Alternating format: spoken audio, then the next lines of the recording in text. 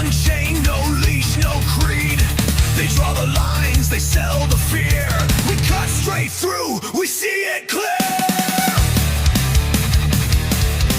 No master's crown, no lies obeyed. No true.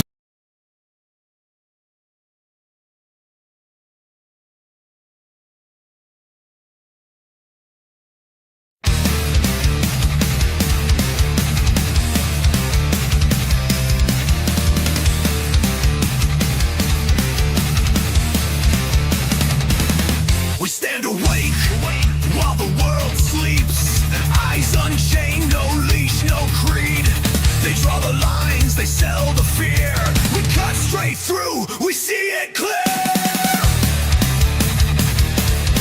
No master's crown, no lies obeyed. No truth for sale, no debts unpaid. We hear the hiss beneath the tone. We claim the ground we stand upon. Truth, no chains, no knees, no lies. Truth, no chains, no knees, no lies we obey. Truth, no fear, no sleep. We see through the play. Truther, Odyssey. Truth over trovert. Truth over control. They wrap control in safety words. They dull the edge, they blur the nerve. But truth cuts clean, it doesn't bend. It stands alone until the end. We don't kneel, we don't comply.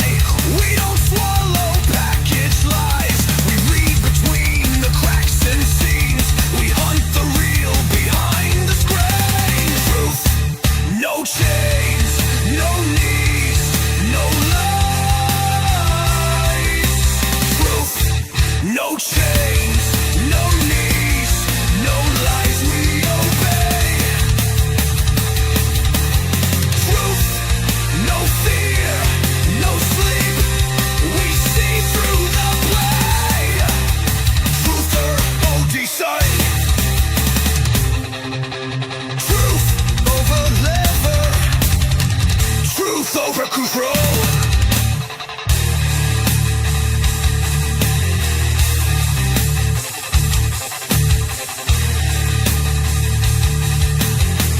Seeking truth in a world full of disinformation and indoctrination.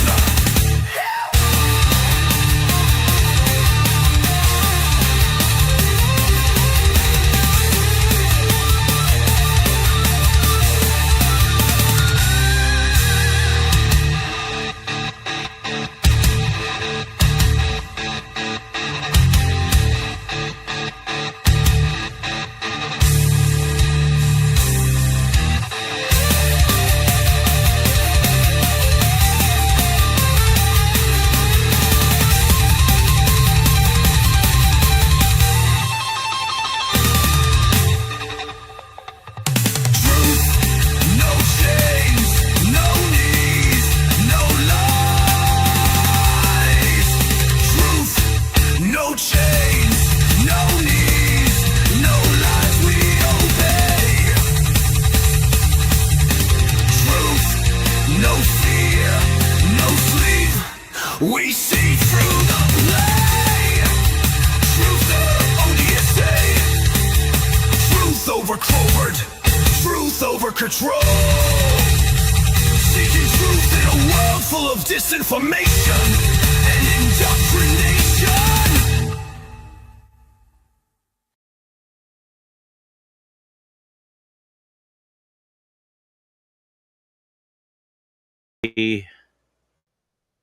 To the Truther Odyssey,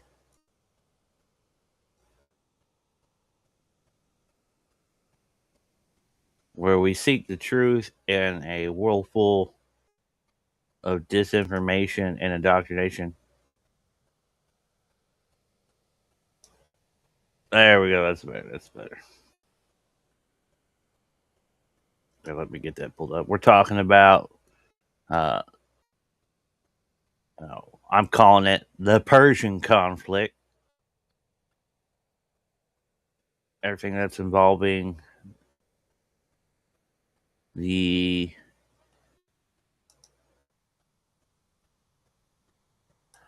Iran, Israel, U.S. conflict going on right now.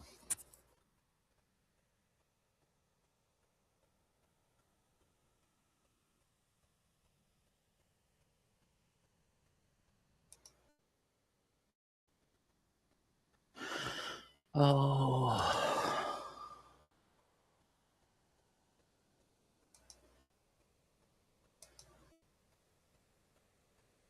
how's everybody doing today?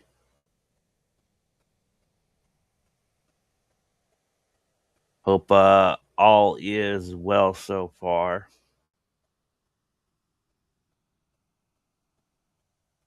Wonder,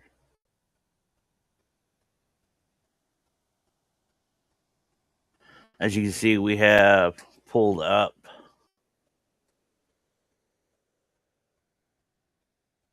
the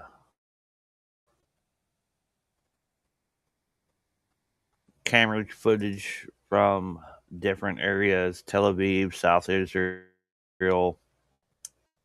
Uh, my head's blocking Haifa area of Israel, Dua, Qatar, lots of Tel Aviv, Beirut. Here's another angle of Haifa over here. Camera angle 11.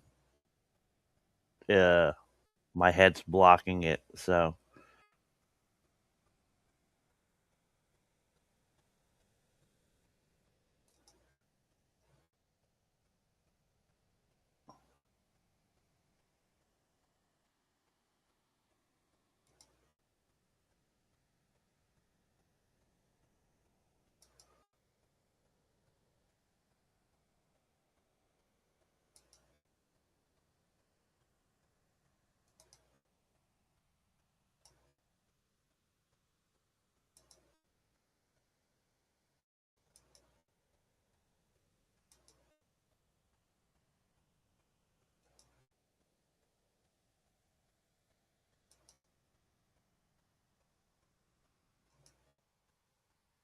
I'm trying to.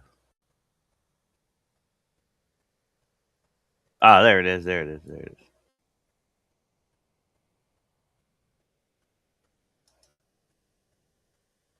Should be able to.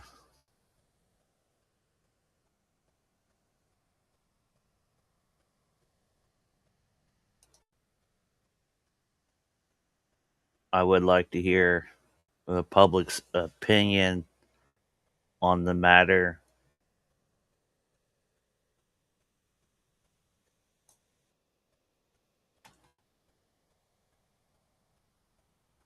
Are you guys able to see uh, the chat? We're also waiting for. I guess Donald Trump's going to be speaking soon. There's a Congressional Medal of Honor being handed out today, a ceremony, but in that he's going to be addressing the Iran situation. So when that starts, we'll switch over and have that going instead of these camera angles. But when the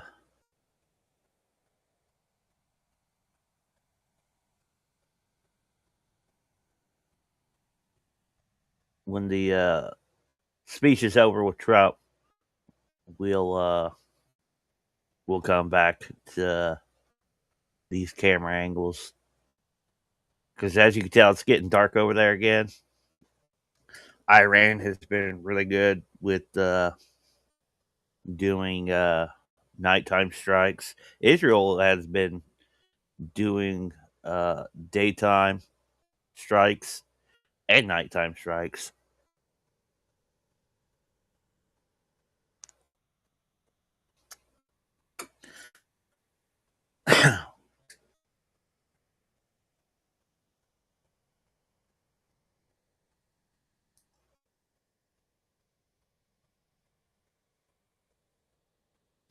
Oh, it's on. It's on. It's on. So let me switch this up real quickly. He's speaking right now.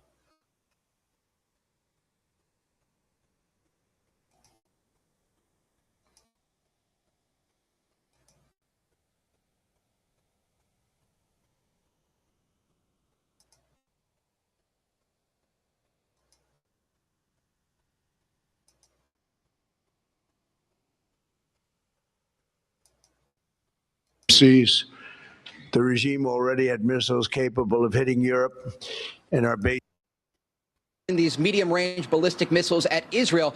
They're using some of the shorter-range missiles to target Gulf countries, along with cruise missiles and drones. But the fact that they sent these Su-24 tactical bombers to try and hit Qatar is a significant escalation. And again, we can report at this. Thankfully, tanker traffic in the House. He will be holding a Medal of Honor. And this as we get a closer look at the leader, the Ayatollah Khamenei. Room. And there have been some close-up shots. If we can take one. Resolution this week.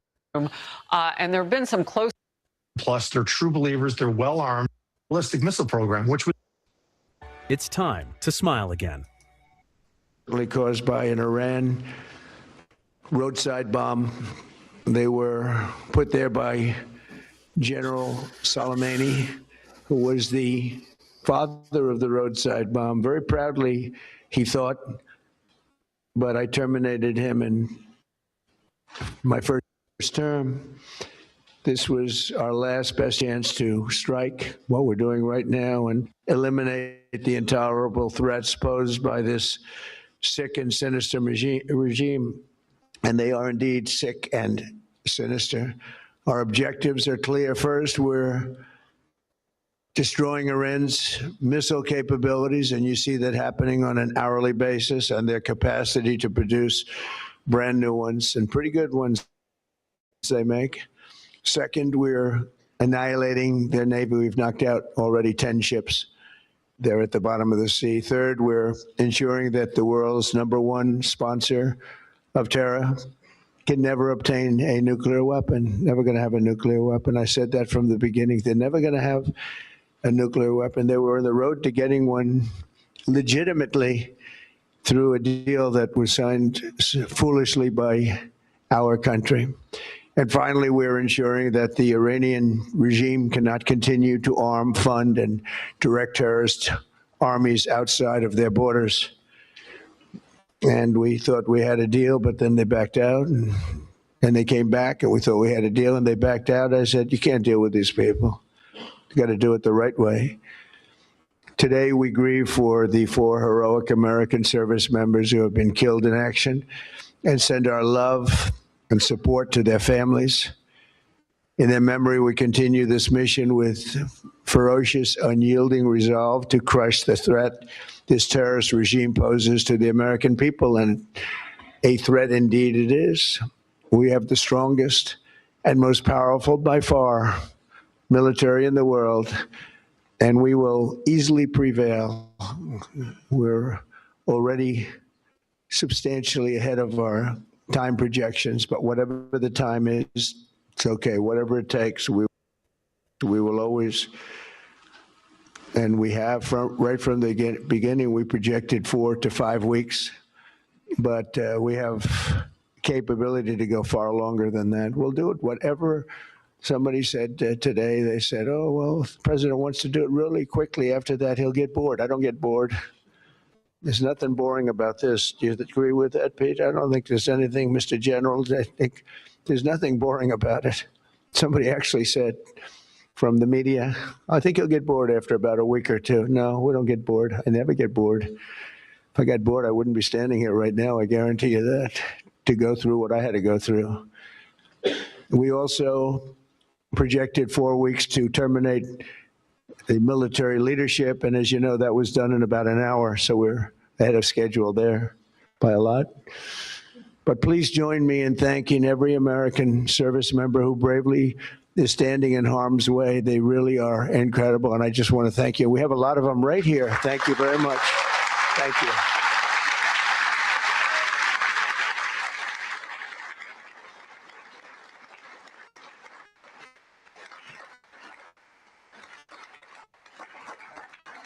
Thank you, everybody. We have a lot of great service members here with us, too, in this beautiful building. Isn't it beautiful? We're adding on to the building a little bit. We're improving the building. See that nice drape?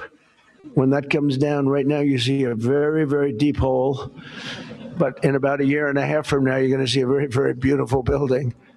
And there's your entrance to it right there. In fact, it looks so nice, I think I'll save money on the doors because it can't get more beautiful than that. I picked those drapes in my first term. I always like gold, but I think we can save a lot of money. I just saved curtains. But and it'll be spectacular. It'll be the most beautiful ballroom. I believe it's because I built many a ballroom. I believe it's going to be the most beautiful ballroom anywhere in the world. And when you hear all that hammering out there, you know why the First Lady is not thrilled exactly. She said, will the pile drivers ever stop? You know, they go from 6 in the morning till 11:30 in the evening. Can you imagine? Here? You know what? To me, that's a beautiful sound. She doesn't like it. I love it. You know what? To me, other than here, because we're donating it, not a penny to the taxpayer. It'll be under budget, ahead of schedule. It'll be 400 million or less. Most people say 400 million or more. No, it'll be less. But when I hear that sound, that beautiful sound behind me, it means money, so I like it. But my wife isn't thrilled. She said, this is getting crazy. I said, don't worry about it. We'll be all finished up in a few months. But now for the reason that we're gathered this morning to recognize the unsurpassed courage of 3 really incredible American heroes, 1 living and 2 no longer with us. So together, we recognize the exceptional valor of Master Sergeant Roderick Edmonds. And maybe I could ask your families to stand because they're beautiful families. I got to meet them. And please.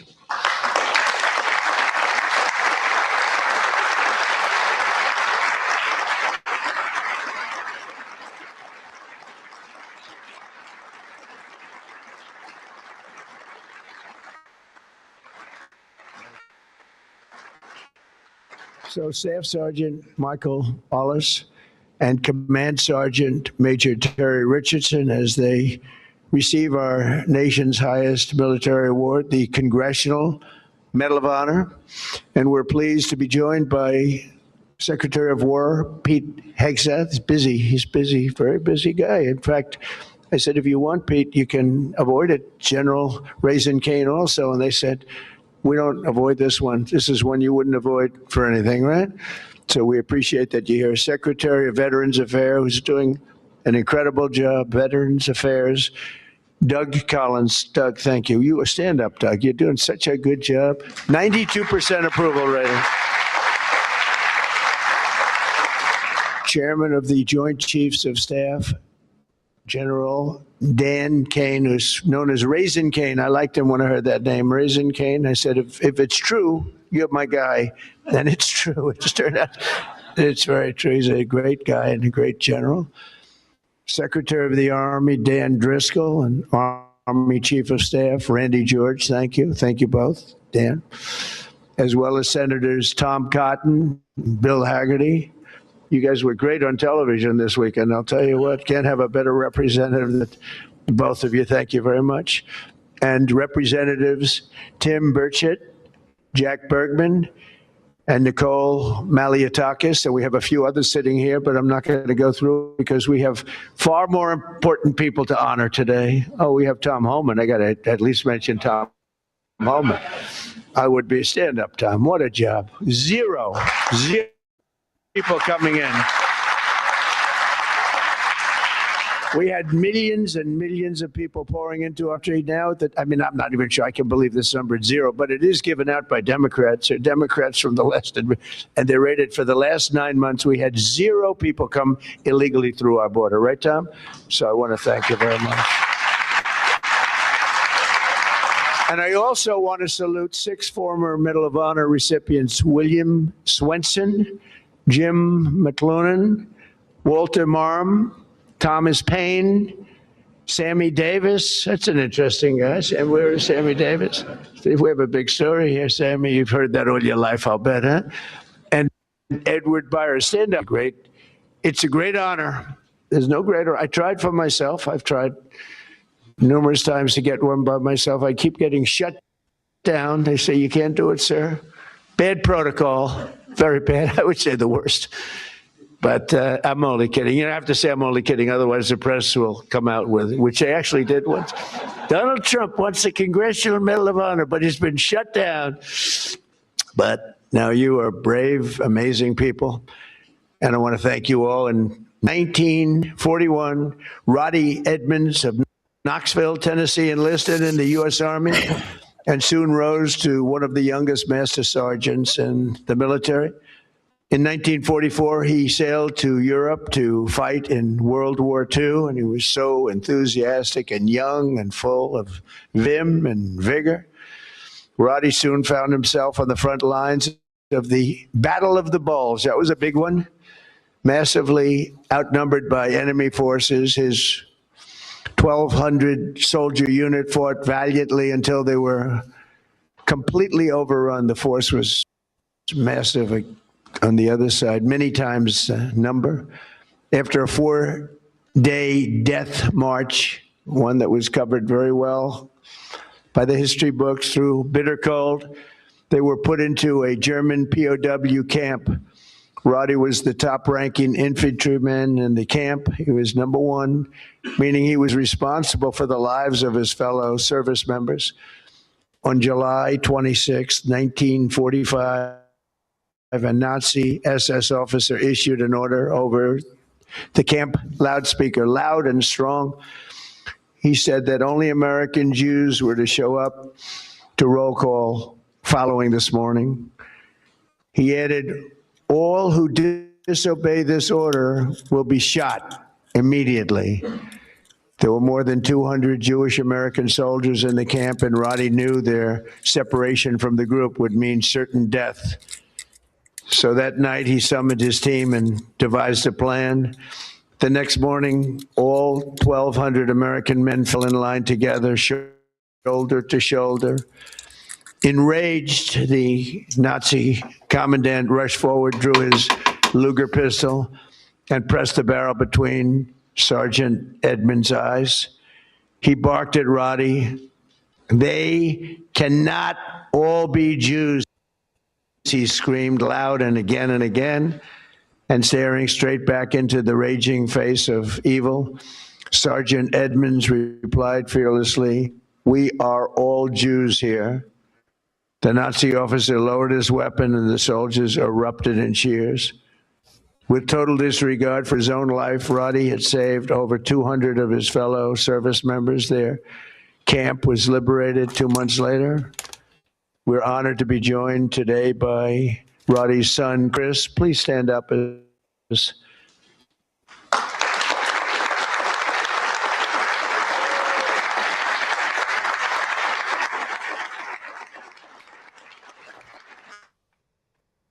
Thank you, Chris.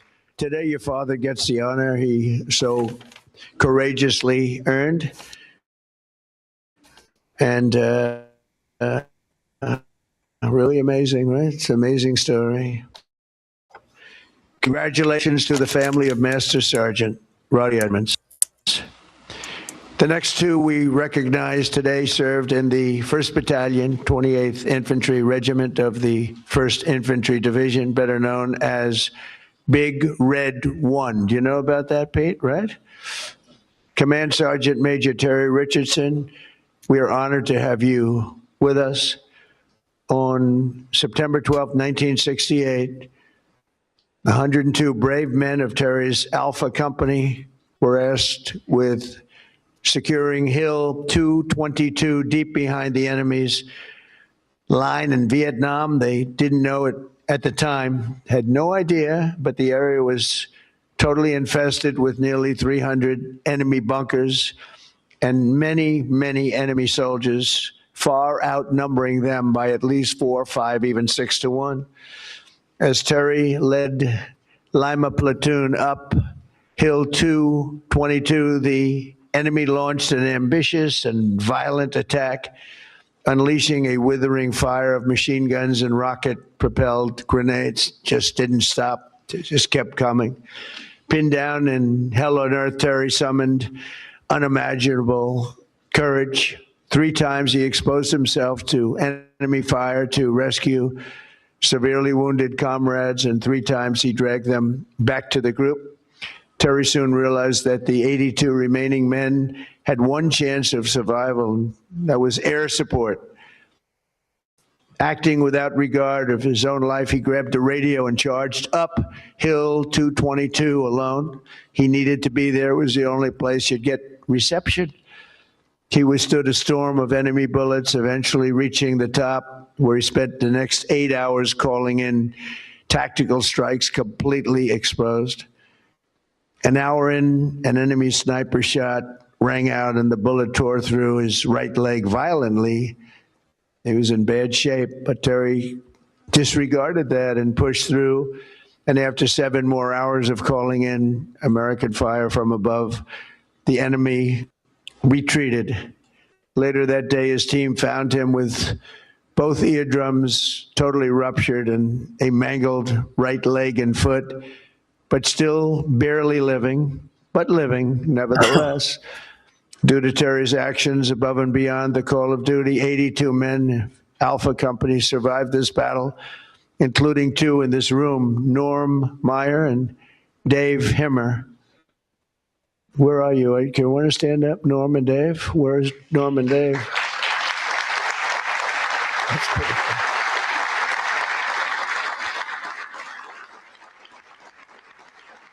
Pretty good.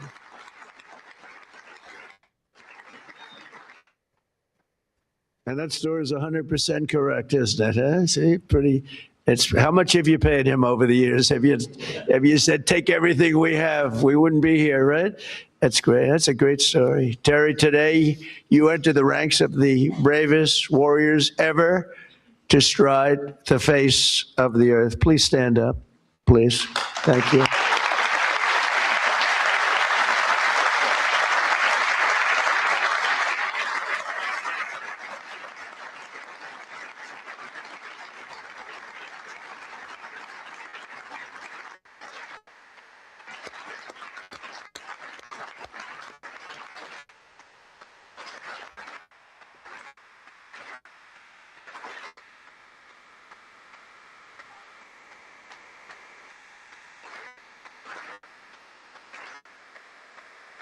That's great, Terry. That's a great, brave man. I met him back there. He said, he's central casting. Look at him. He looks great. He looks great. You feel like fighting? I think we could take him today. What do you think, Pete? We'll make a little deal with him, as you are a brave man. Finally, we honor one more American soldier, fallen warrior of world of wars, and really terror.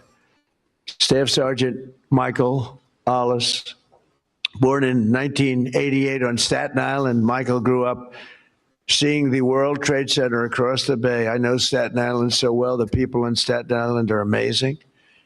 After 9/11, Michael enlisted in the Army, and by 24 years old, he was locked in. He loved it. He wanted it so badly. He was a squad leader serving in Afghanistan with the 2nd Battalion, 22nd Infantry Regiment, 1st Brigade Combat Team of the legendary 10th Mountain Division. On August 28, 2013, terrorists detonated a 400-pound car bomb on the east wall of the forward operating base, Ghazni, ripping open a 60-foot wide breach into a compound that housed NATO coalition forces, a lot of them. 10 Taliban fighters wearing suicide vests swarmed through. From across the compound, Michael saw the pillar of white smoke rising and ran to join the fight, rushing without his gear, wearing almost no gear, no Kevlar helmet, no body armor, just one magazine in his rifle. Along the way, he encountered a Polish soldier, and together they advanced under heavy fire, very, very heavy fire. At one point, shrapnel ripped through the Polish soldier's legs, rendering him unable to walk, very, very severely hurt. In that chaos of gunfire, explosions, and charred human remains, a terrorist insurgent appeared, rounding a corner with his suicide vest, fully armed, and you could see it. It was going to happen. He charged the wounded Polish soldier without hesitation. Michael raised his gun and forced himself between the insurgent and the man he just met, shielding him with his own body. He knew it was going to happen. He shielded him with his own body. You know, bravery's amazing. You never really know who's brave, who's not, until they're really tested. We think some people are brave, Pete, and they're not. We think others aren't, and they are. You never know. But he was tested. That's called the ultimate test, right? And at perhaps his final heartbeat, Michael fired his weapon, and the terrorist detonated his vest simultaneously. Staff Sergeant Ullis was killed just weeks before his 25th birthday, and nobody was any more brave than that. In his final act on earth, Michael absorbed the blast, sparing the life of that Polish warrior, who we're grateful to have in the room with us today, Second Lieutenant Carol Sierpika. Carol Sierpika. Where are you, Carol? Hey.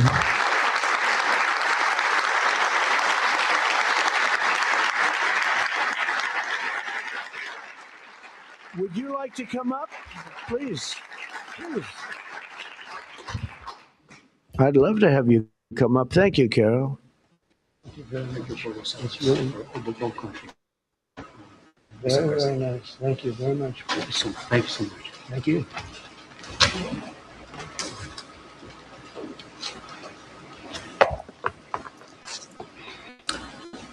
Mr. President, Minister of War, I'm Minister Polish of National Defense, distinguished guests, everyone gathered here today, dear my Basia, Michael, and Jacob, especially dear Linda and Rob, and the entire Oris family. What do you have that you did not receive? This is how I would like to begin these few words, to speak to you all here. In this special place and on the occasion of this incredibly important ceremony, one that is significant for many, but truly especially exceptional for me. It's a particular privilege and a great honor. Above all, however, it is my commitment. It is a part of my new mission, which began 13 years ago. A soldier is not something you are from time to time. It is who you are forever. It is just like you are not a mother, a father, a sister, and brother, or as only for a moment. These are not roles given to us for a while. They are a great gift, but also a great lifelong commitment. Yes, today my commitment and my greatest gift is to cultivate the memory of true, heroic act of courage that I witnessed performed by your beloved son, Michael. Please forgive me if my words have not fully captured what I truly feel today. However, sometimes words are simply not enough. I'm deeply moved, happy, and grateful to God for my service, for my parents, for my family, for my beloved Poland, for my second family from Staten Island, and for my second homeland, America. God bless you all.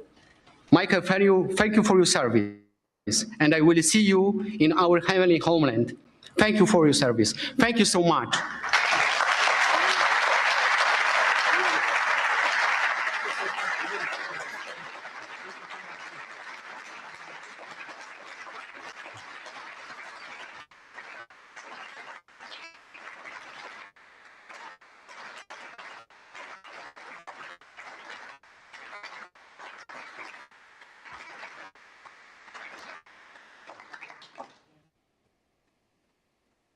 And Carol is joined by his wife and their two wonderful sons, Jacob and Michael. Michael is named after the American hero who saved his father's life. So stand up, Michael. Let me see.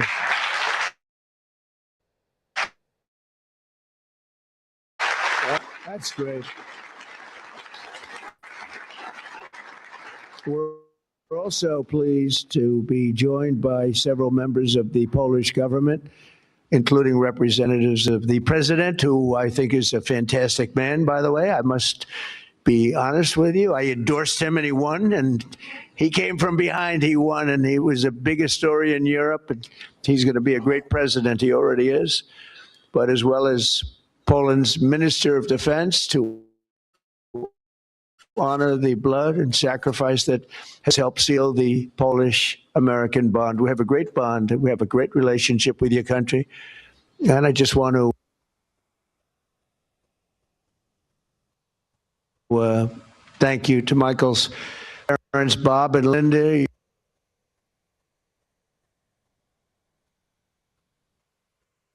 Your son's selflessness in the face of real evil reminds us of the courage that keeps our country free. And I just said the genetics in that family are very strong, right? I said that before. All three families, I said, good. I see some of the young ones today. And I said, you have good genes. They were asking me, what does that mean? I said, don't worry about it. You'll figure it out. But you have the best genes you can have, actually. So thank you for giving America your beloved son. And now I would like to ask the military aide to come forward and read the citations, and then we will do the honors. Thank you all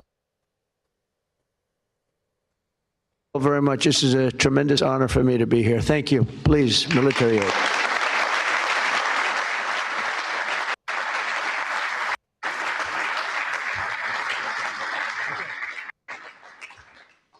Chris Edmonds, accepting on behalf of his father, Master Sergeant Roderick W. Edmonds.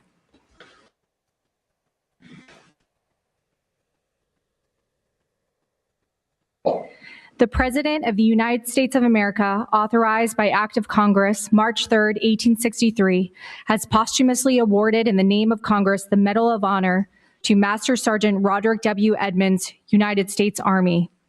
Master Sergeant Roderick W. Edmonds distinguished himself by acts of gallantry above and beyond the call of duty from January 27, 1945 to March 30, 1945, as a prisoner of war in Germany. Upon arrival at Stalag 9A in Zietenhain, Germany, on the evening of January 26, 1945, the Germans announced that only Jewish American prisoners would fall out for roll call the following morning at the threat of execution. Master Sergeant Edmonds directed his senior leaders to have all 1,200 American prisoners present themselves for roll call. The Nazi commandant became incredulous after realizing that so many Americans were standing in formation. The commandant removed his pistol, pressed it hard against Master Sergeant Edmonds' forehead between his eyes, and demanded that he order all Jewish American prisoners to step forward or he would be shot. Master Sergeant Edmonds fearlessly held his ground, refusing to concede. The commandant lowered his weapon without further attempts to segregate the Jewish American prisoners. Several in March 1945, the Germans ordered all prisoners to assemble outside the barracks for evacuation. Master Sergeant Edmonds ordered all American prisoners to the front of the barracks, and when the enemy transports arrived, they would break ranks and rush back to the barracks. Master Sergeant Edmonds gallantly led these prisoners in a relentless pursuit of opposition and resistance, forcing the Germans to abandon the camp, leaving the 1,200 American prisoners behind. Master Sergeant Edmonds' conspicuous gallantry above and beyond the call of duty are in keeping with the highest traditions of military service and reflect great credit upon himself, his unit in the United States Army.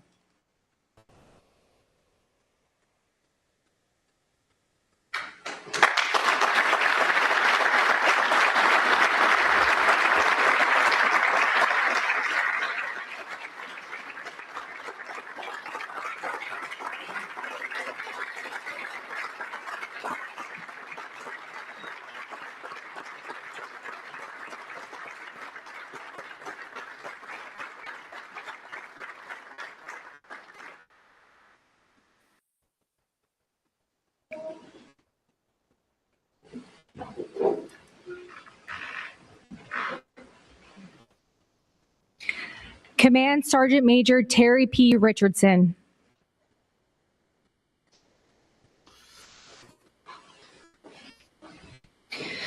The President of the United States of America, authorized by Act of Congress March 3rd, 1863, has awarded in the name of Congress the Medal of Honor to Staff Sergeant Terry P. Richardson, United States Army.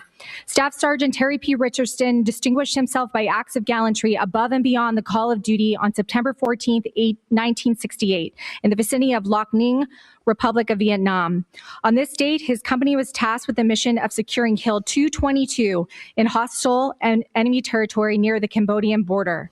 Staff Sergeant Richardson directed one of his squads to be the point element leading the way. Shortly after the assault began, 3 of the squad members became severely wounded and pinned down between 3 enemy machine gun bunkers. Staff Sergeant Richardson advanced forward under heavy enemy fire and recovered his wounded soldiers between heavy machine gun fire. By the time he was able to make it back to join his unit, his entire company had been completely surrounded by the enemy. Staff Sergeant Richardson recognized that the only way to keep his company from being overrun was with accurate tactical airstrikes. Staff Sergeant Richardson advanced to the top of Hill 222 under heavy enemy fire for better sight lines to direct the tactical airstrikes. He began to direct the tactical airstrikes and shortly thereafter became wounded by an enemy sniper. Staff Sergeant Richardson's continued directing the tactical airstrikes for 7 more hours before the enemy broke contact. 6 soldiers from his platoon found him still alive. Staff Sergeant Richardson declined medical evaluation for his gunshot wound and requested that he be allowed to stay to lead his soldiers. Altogether, his actions directly resulted in 85 lives being spared on that faithful day. Staff Sergeant Richardson's conspicuous gallantry and extraordinary heroism at the risk of his life above and beyond the call of duty are in keeping with himself, his unit, in the United States Army.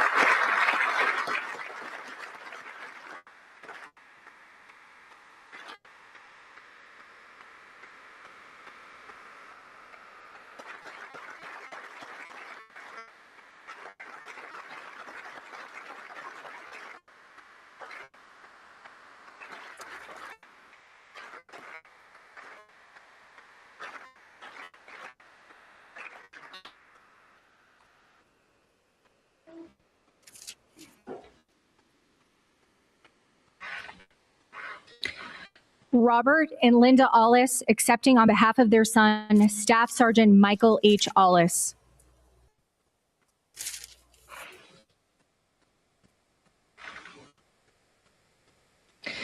The President of the United States of America, authorized by Act of Congress March 3rd, 1863, has posthumously awarded in the name of Congress the Medal of Honor to Staff Sergeant Michael H. Ollis, United States Army. Staff Sergeant Michael H. Ollis distinguished himself by acts of gallantry above and beyond the call of duty on 28 August 2013 in Afghanistan. On this date, a complex enemy attack involving multiple vehicle-borne improvised explosive devices, suicide vests, indirect fire, and small arms fire was launched against Forward Operating Base Hanzi. Staff Sergeant Ollis ordered his fellow soldiers to move to bunkers to shield themselves from enemy fire. After accounting for his soldiers, he moved toward the enemy force that had penetrated the perimeter of the forward operating base. Staff Sergeant Ollis located a coalition forces officer, and together they moved toward the point of attack, armed with only their rifles. Upon reaching the attack point, they linked up with other friendly forces and began a coordinated effort to repulse the enemy. While under continuous fire, Staff Sergeant Ollis moved from position to position, engaging the enemy with accurate and effective fire. While fighting along the perimeter, an insurgent came around the corner. Staff Sergeant Aulis fired on the insurgent and incapacitated him, but as he approached the downed insurgent, the insurgent's suicide vest detonated and mortally wounded him. Staff Sergeant Aulis's exceptional courage and complete disregard for personal safety were in keeping with the highest traditions of military service and reflect great credit upon him, his unit, in the United States Army.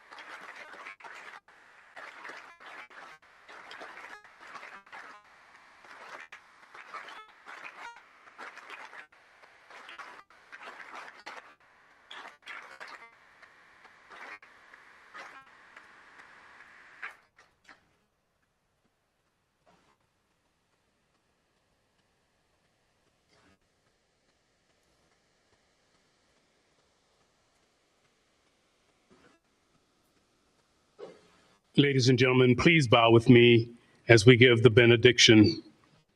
Eternal God, our unfailing light in every darkness, the rock on which we stand, as we depart this place of honor, may the courage of these heroes be our example, righteousness our choice, and hope in you our guiding light.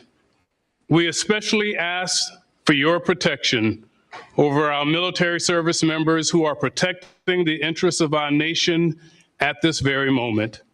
And Heavenly Father, grant us the will to do justly, to love mercy, and to walk humbly before you. In your holy name we pray. This we'll defend. Amen.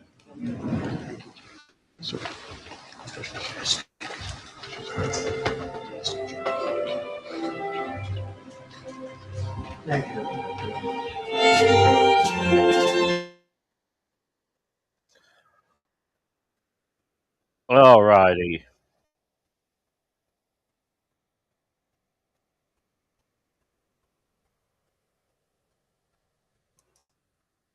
Well, that's over.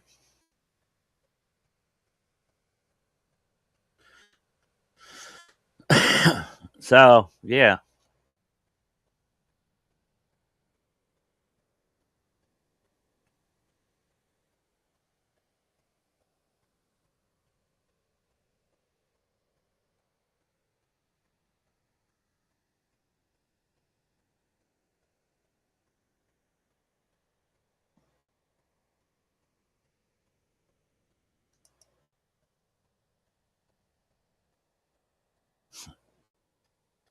Ever since this conflict started, or actually, it started last year, guys. The 12-day war, it didn't end. It was on a ceasefire.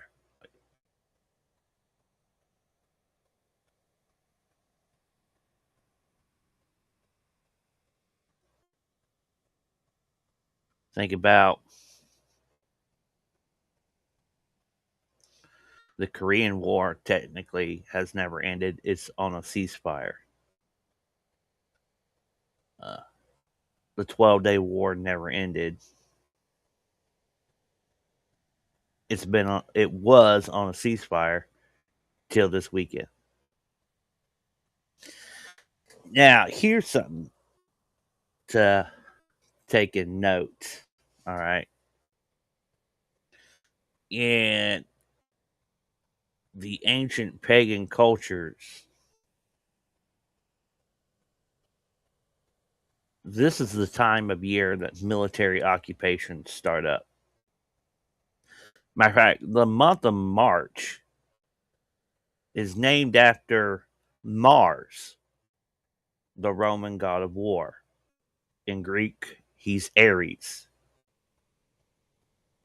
So military campaigns pop off in March when things start to warm up again, and they kind of slow down in October. during the celebration of the harvest, right?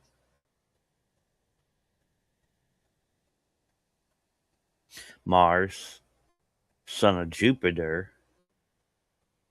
Zeus. Zeus, Jupiter, is the son of Saturn, Kronos.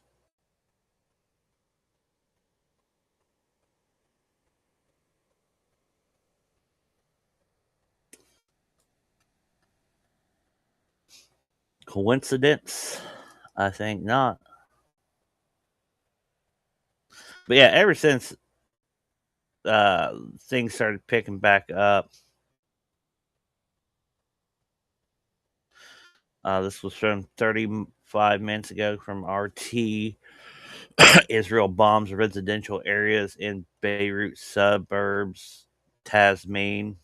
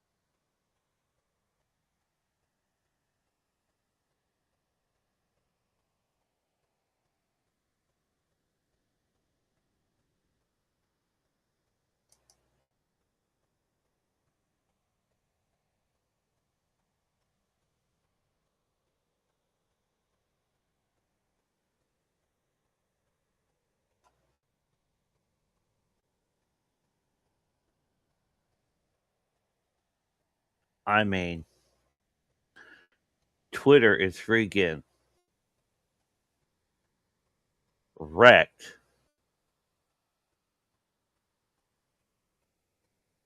Yeah, Trump, we project 4 or 5 weeks, but we have the capability to go far longer than that.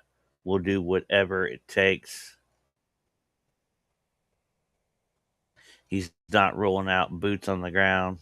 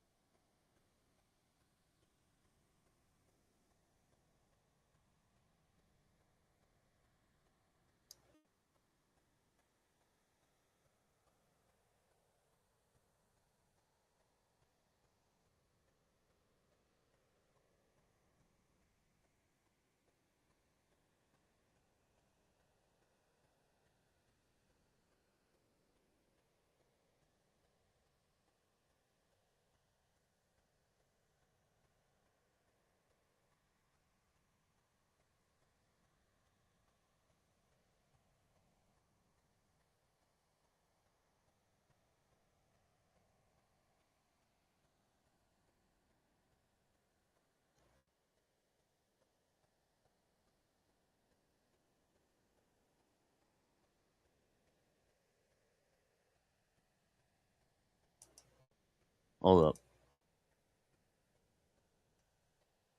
Let me share this with you real quickly, guys. This might be interesting. Just found this on X.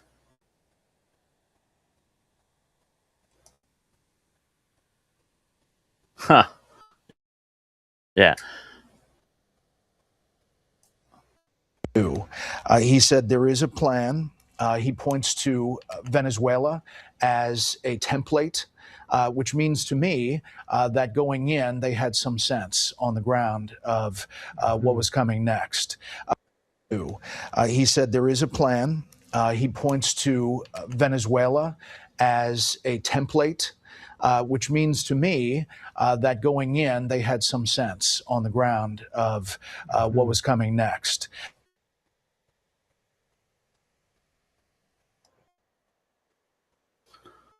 Venezuela is the template.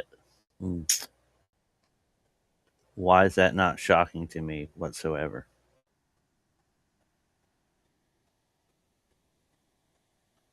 All right, I'm going to get our.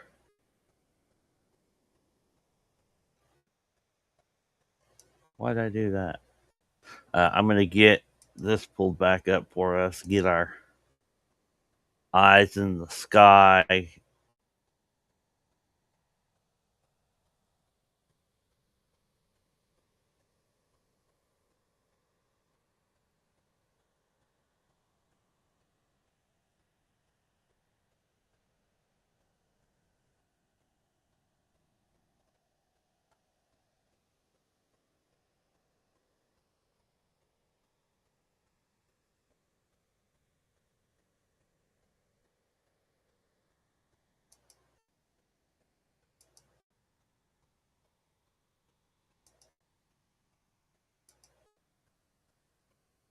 That's better.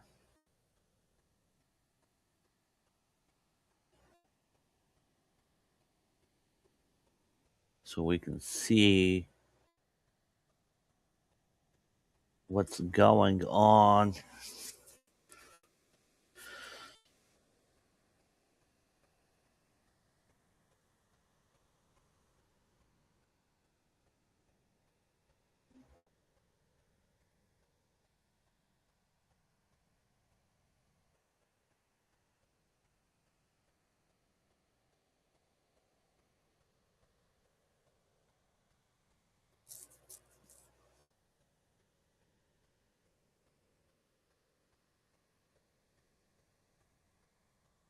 That's pretty quiet there so far. But yeah, I mean, X is just covered in so much false information. And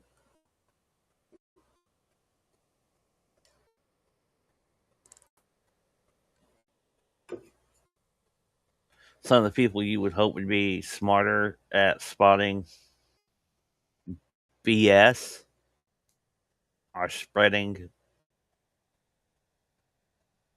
lies.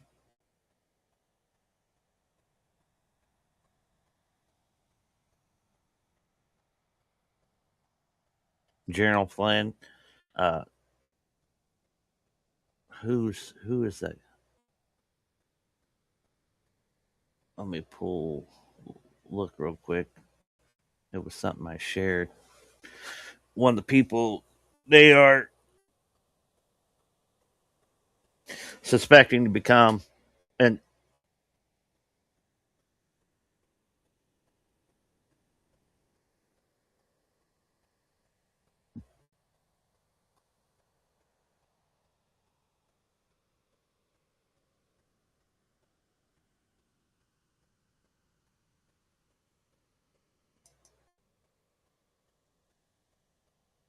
uh, who they are suspecting will be the next supreme leader.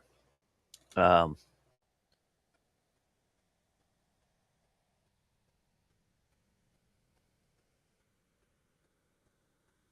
Let me get this pulled up real quickly.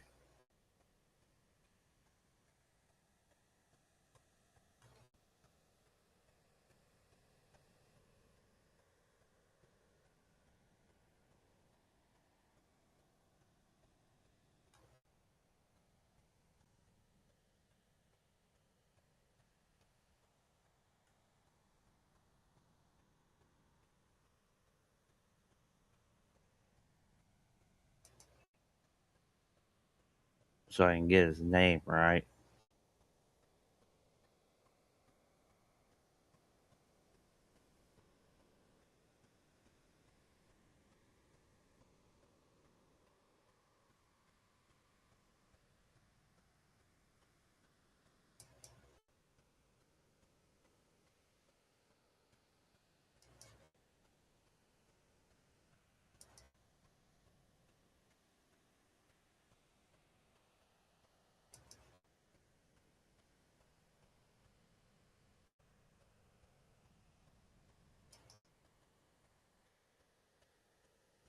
Well, that's not working.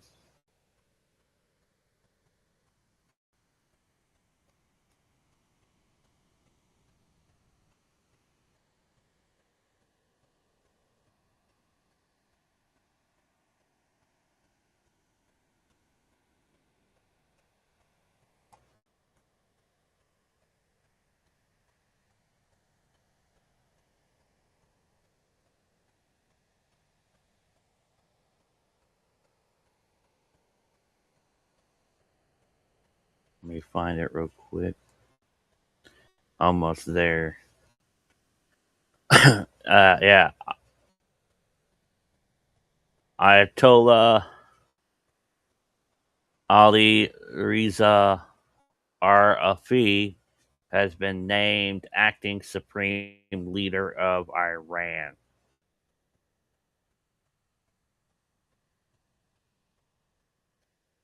So there was stuff on on X claiming that he had already been taken out, and it is 100% false. It was actually misinformation put out by none other than Mossad. And General Flynn just ate it up. Oh, Daddy Trump already took out the new one too, and it's not. It wasn't real. It was a lie put out by Mossad. It was actually a joke. They're saying, "Oh, well, your time as supreme leader is about to be short." This is the gist of what they were saying, with the image of him being marked as eliminated, even though he himself has not been eliminated. He's still very much alive. What is in the air is he actually been named the supreme leader?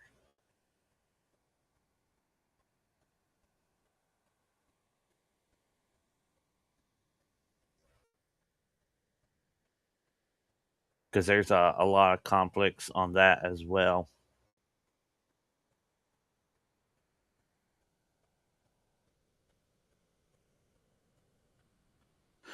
Pakistan army soldiers crossed into Afghan territory, seized control of a key Afghan command headquarters, and subsequently destroyed it using explosive materials. That's something Sarah Adams just shared from Eagle Eye.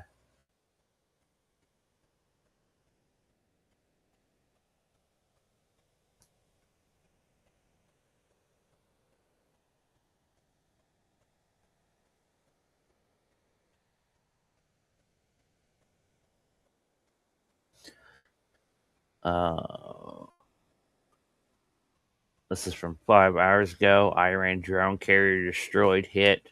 Major naval escalation. Breaking reports indicate Iran. That was another one they kept saying, and Sitcom is saying it's false, that there's reports that the USS Abraham Lincoln had been hit. And it has not. So a lot of false information going out there right now, guys.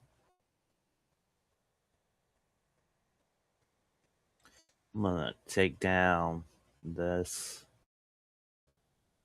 real quick so you can get that top corner, get a better view of that.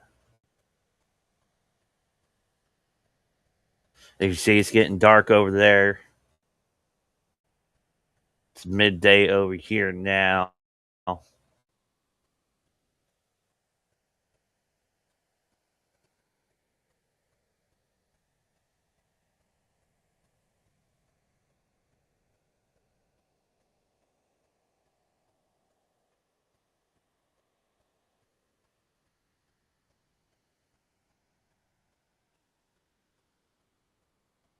Yeah, it's like 12:45 where I'm at here in Indiana, and it's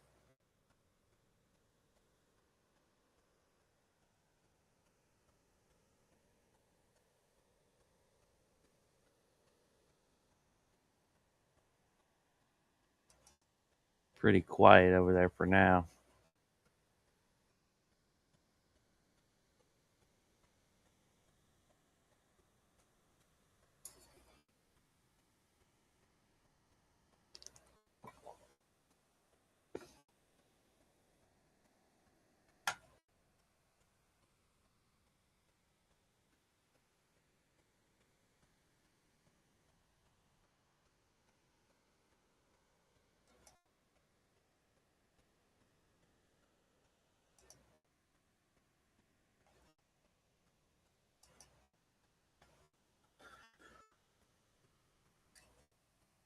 it's crazy how much misinformation.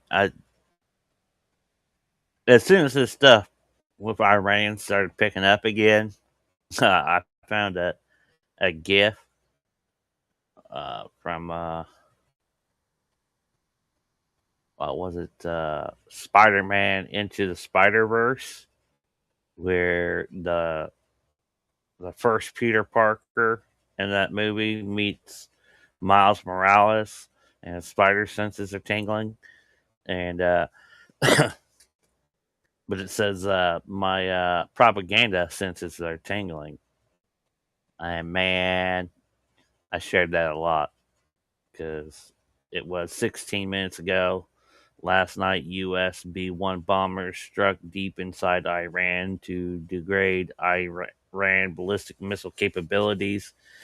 As the president stated, we're going to destroy their missiles and raise their missile industry to the ground.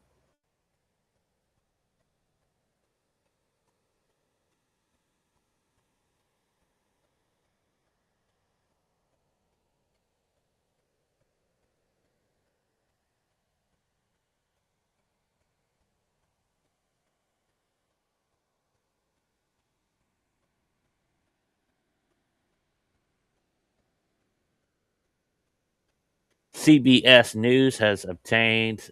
All right, hold up. Let me pull this up for you guys to see real quick so you can see it yourself. Get your thoughts on this.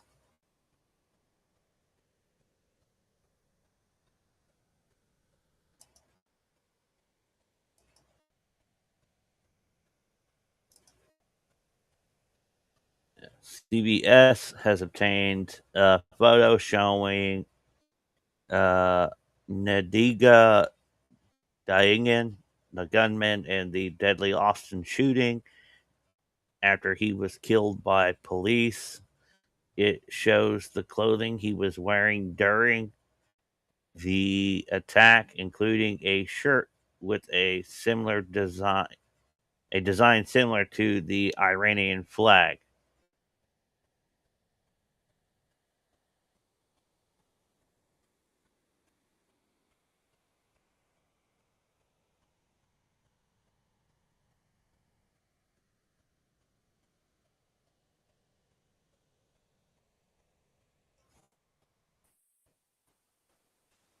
Yeah, that's the sweater he was wearing in the earlier reported images of him that said "property of Allah."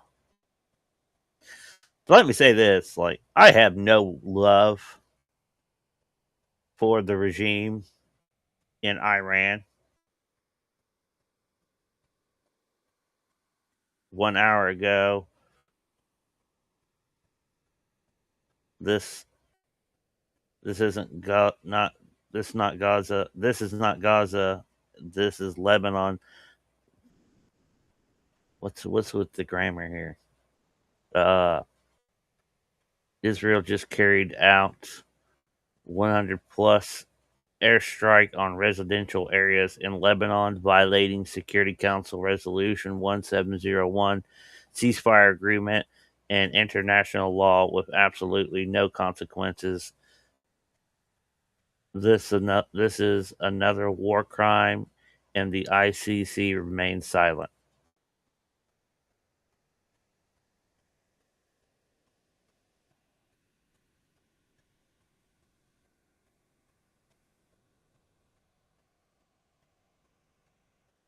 Yeah, Trump administration's U.S. Attorney Maureen Comey, daughter of James Comey, halted the New Mexico AG sex trafficking probe into Epstein's Zorro Ranch in 2019.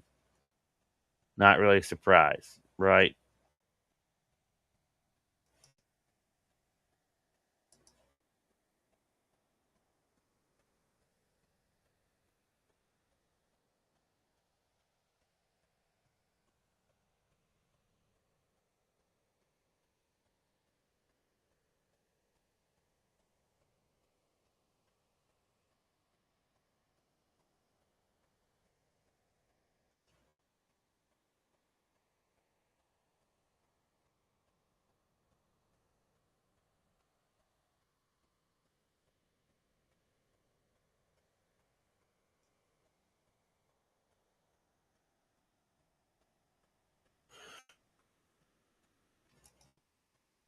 Interesting. Let's get our eyes in the skies back up.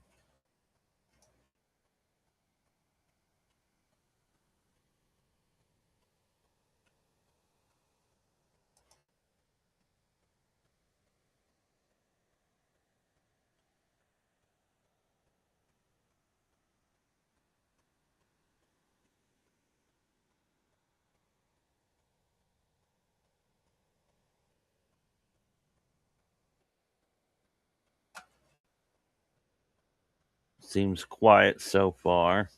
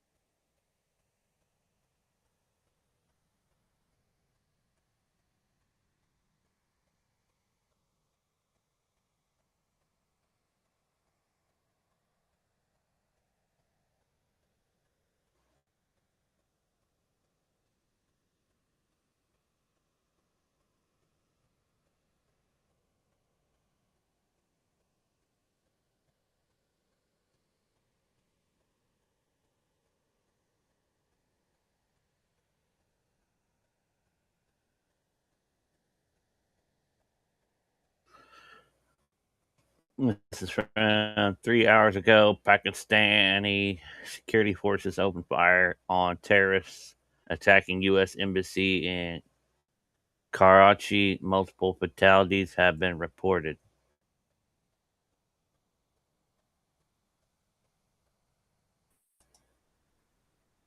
It's another one from Sarah Adams.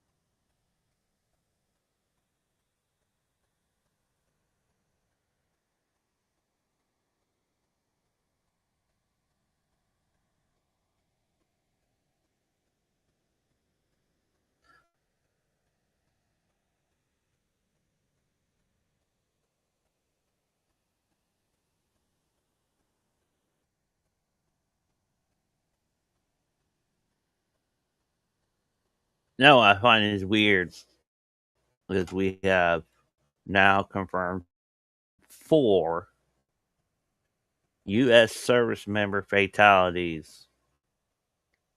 Yet, we don't have flags posted at half staff in memory of them. I don't want to find that odd.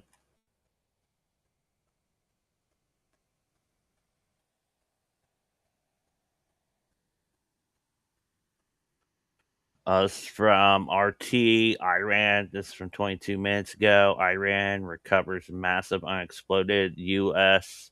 Israeli bomb in Tehran. Iran's Iranian State News Association.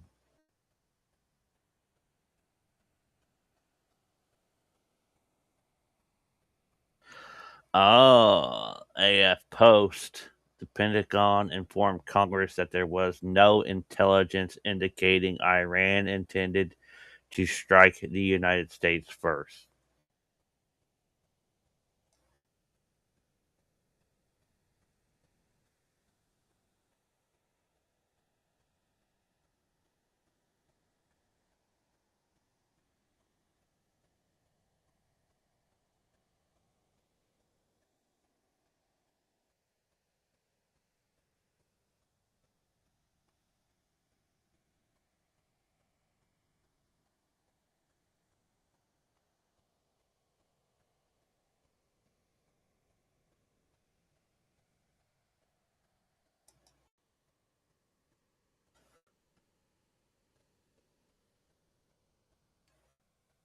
I mean, let's be honest, be real.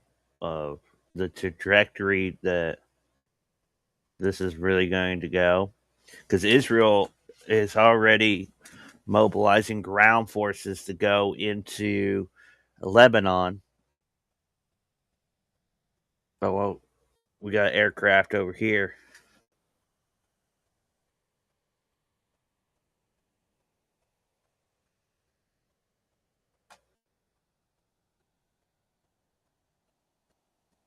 It would not surprise me if we don't have boots on the ground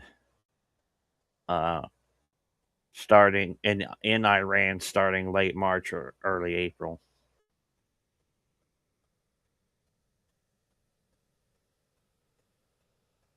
Right, so that's probably just civilian aircraft.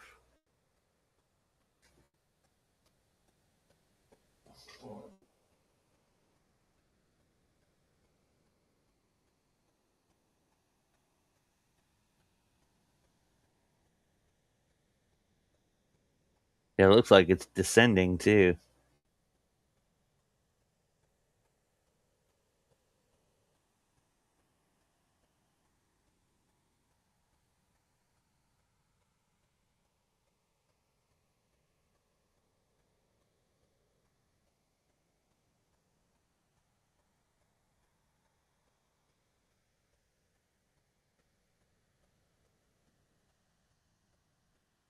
So, what's everybody's thoughts on this?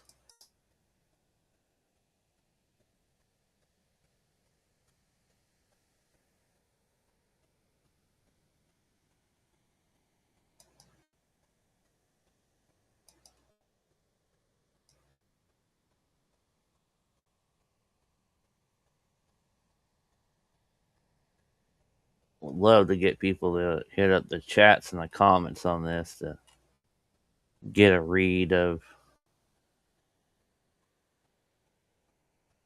how everybody's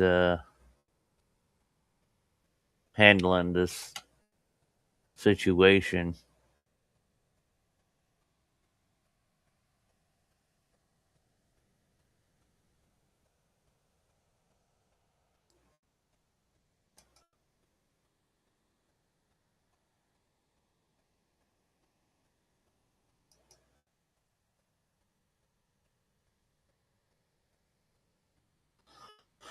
I'm trying to do my best to have the latest going on.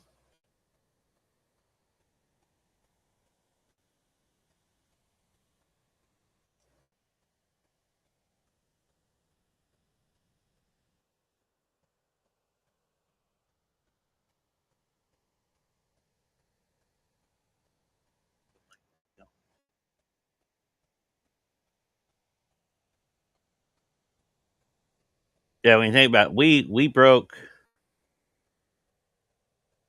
the freaking ceasefire first.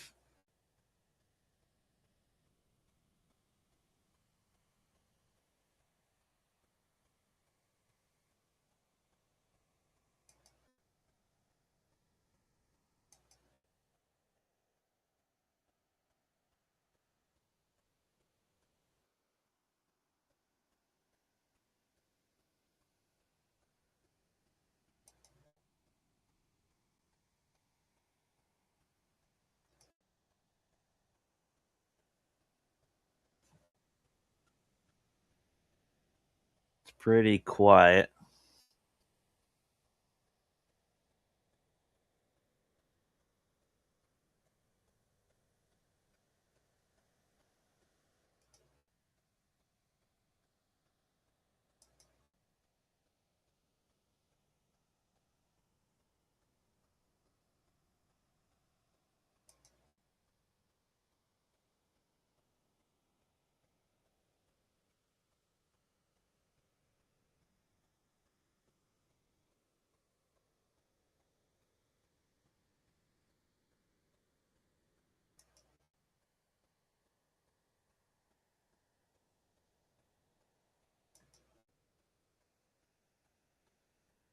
Let me see what else we can find.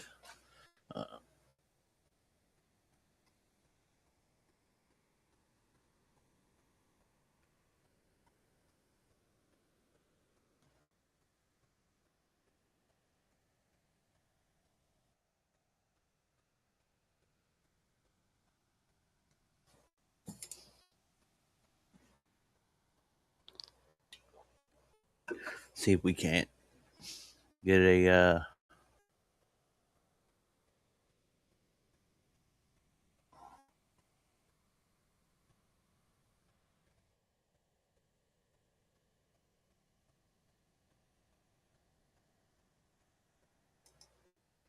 see if we can't find us a better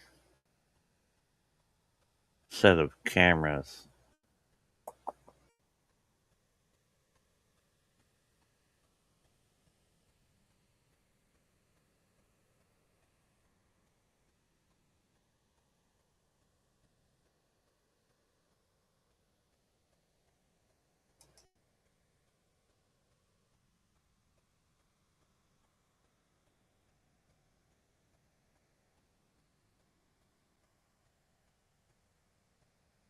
Yeah, no, that's a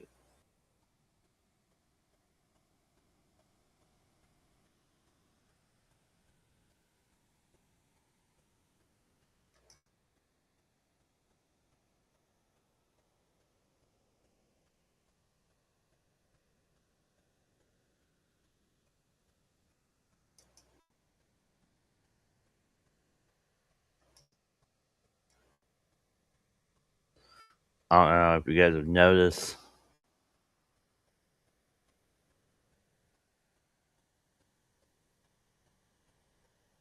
We now have this view of this airport, Ben Gurion Airport.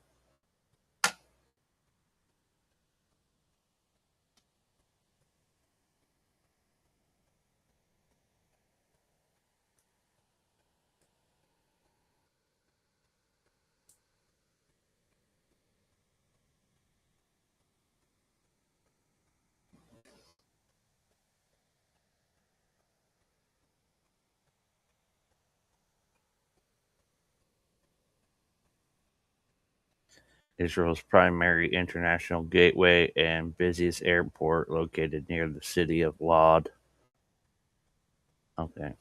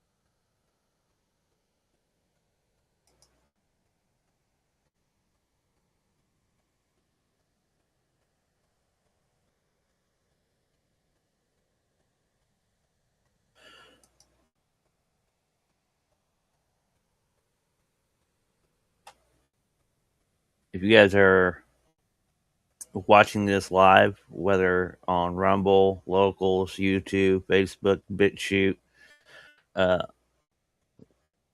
if it's what's going on over here,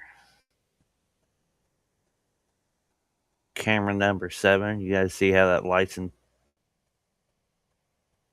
the corner intensifying? That's kind of weird, isn't it?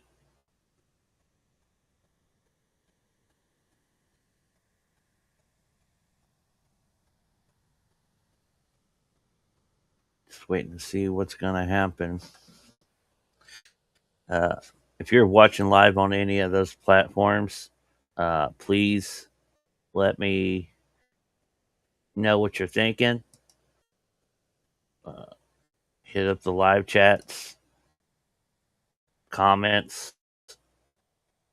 How are you guys feeling about this conflict? I don't care if you're paying for super chats or not, or Rumble rants, whatever you want to call it. If you're making a good point, I'll probably just go ahead and read it. It's going to be visible anyways. So, if you guys want to engage in this, you're more than welcome to.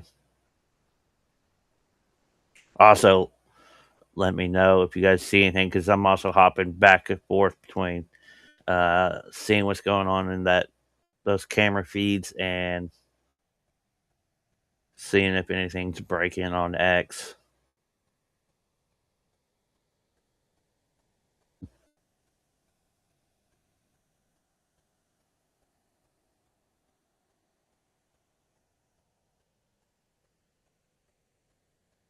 Hope you guys are being safe. Head on a swivel. We have poked the hornet's nest. There's no doubt about it.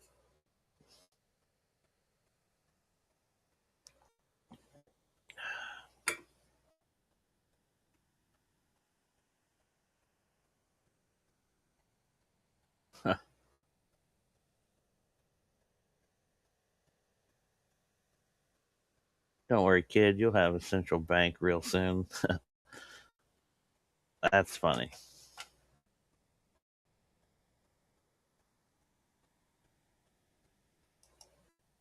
I mean, y'all are aware that this is part of the New World Order.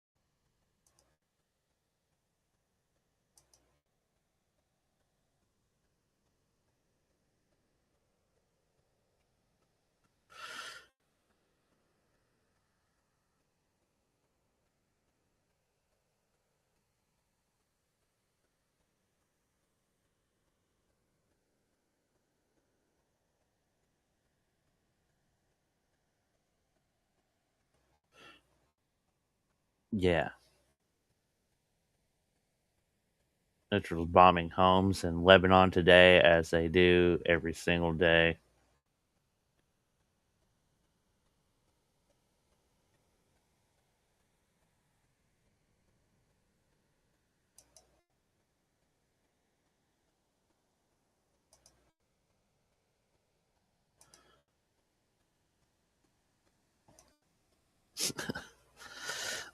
You guys see that SNL sketch? About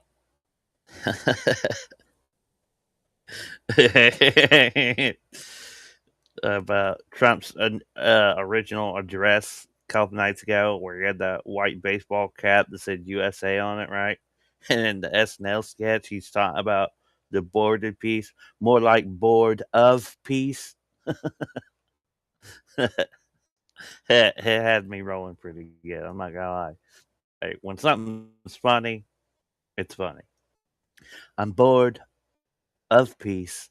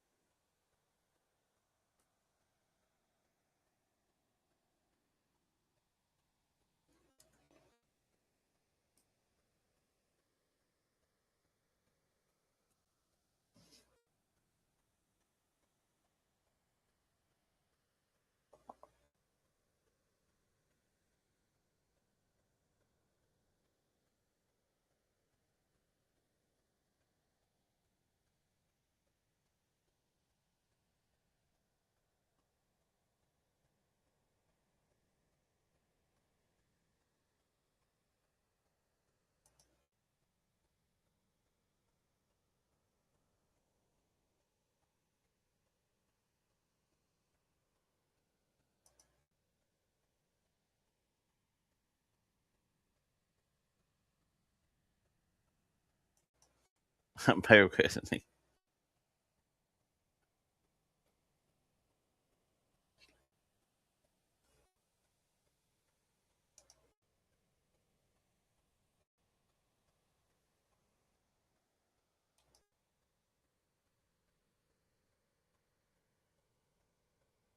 We seeing anything, guys?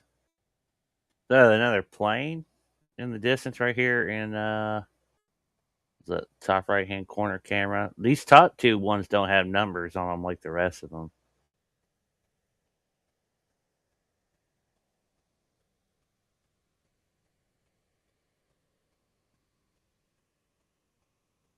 It wouldn't surprise me if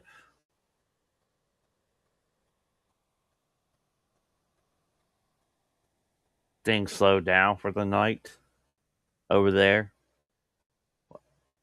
Could be wrong. Could be totally wrong. Absolutely. We have decimated their systems.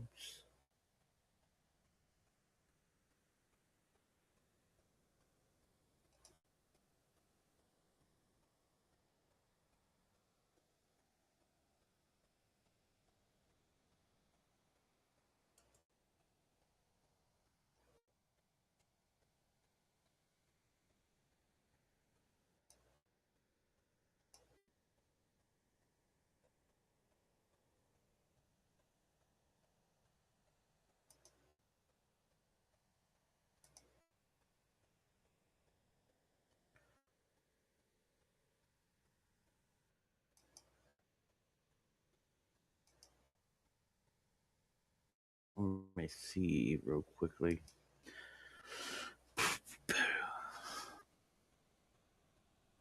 Kind of multitasking here.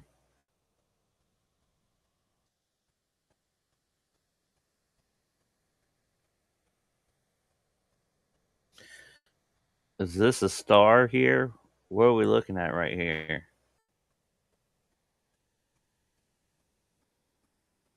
Is it moving? That is moving, isn't it? It's 100% moving. What are we looking at there, folks?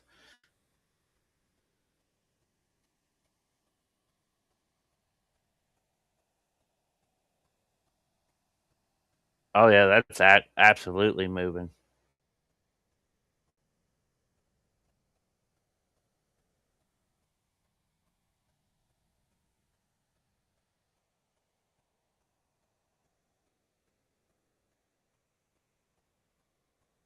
Yep. Where's it going? Is it an aircraft or is it a missile? It's kind of too slow to be a missile, isn't it?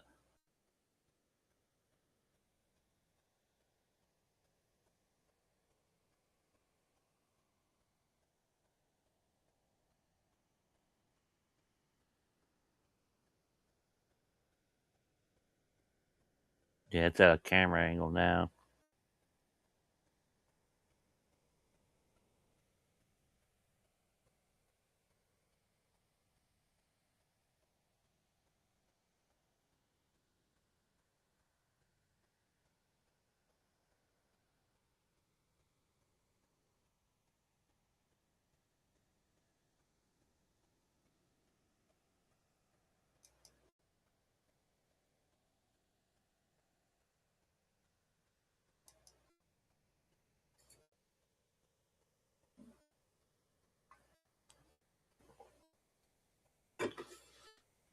See what's going on the old Twitter machine.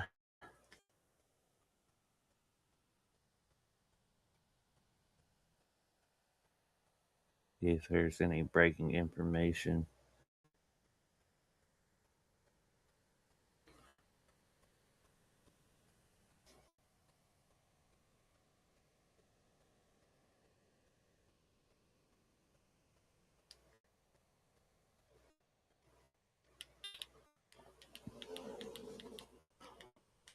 I'm gonna go over here and have my TV showing RT News.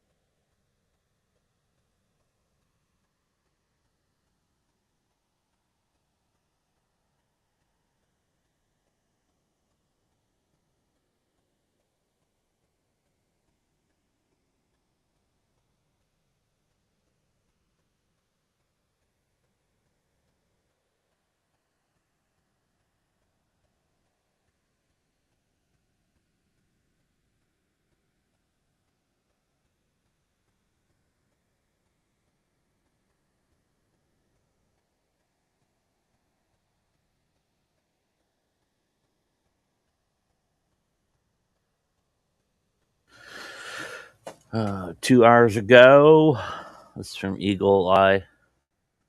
Taliban opened fire on protesters in Kabul, Afghanistan.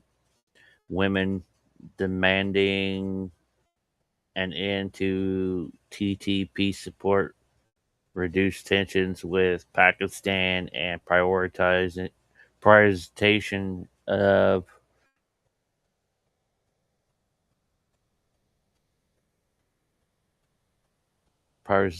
of Afghan citizens were met with gunfire, 3 killed, dozens injured.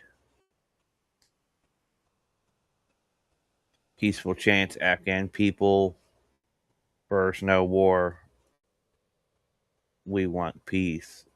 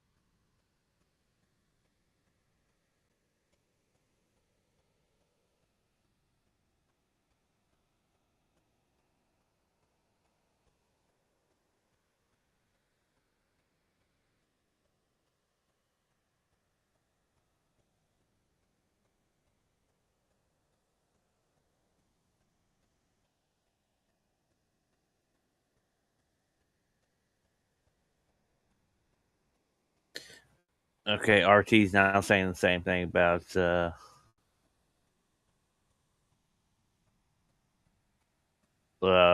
Austin mass shooter. They're showing the same image.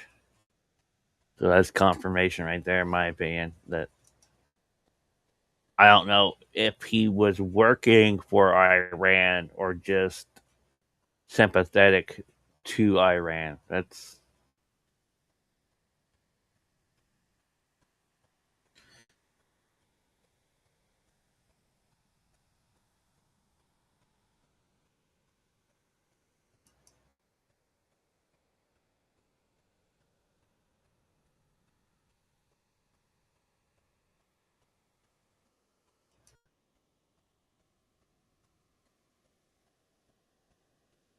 you guys see anything in the skies, let me know.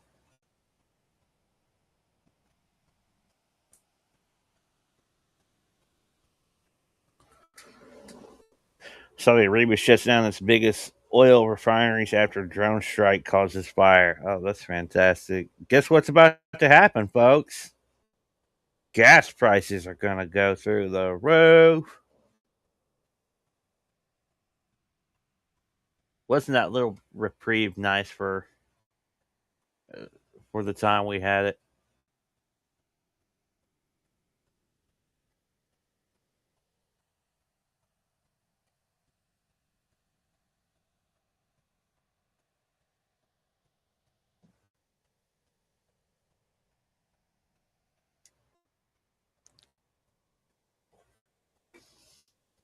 Well,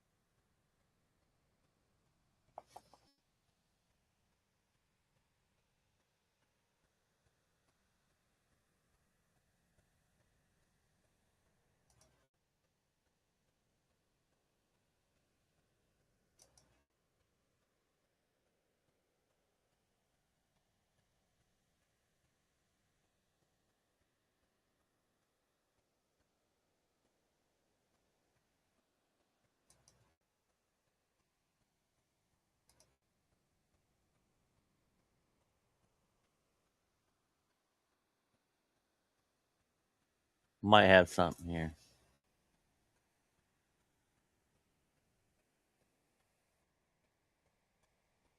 Oh, what we got here? Is this an aircraft? Right here, camera number 4. Yeah, I think it's an aircraft. Number 9, we got air traffic there as well.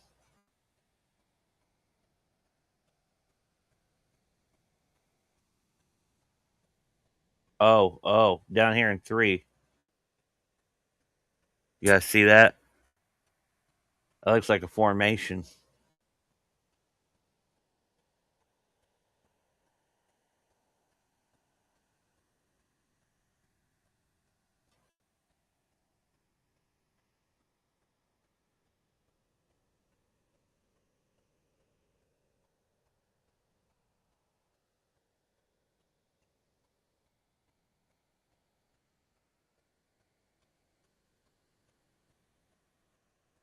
Camera number 9, you guys see that?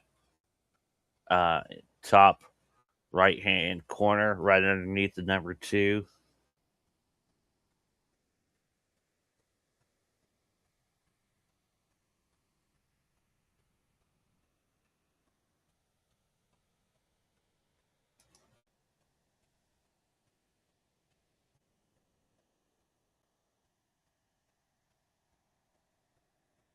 Must be an aircraft. It's moving. That's what Beirut, right?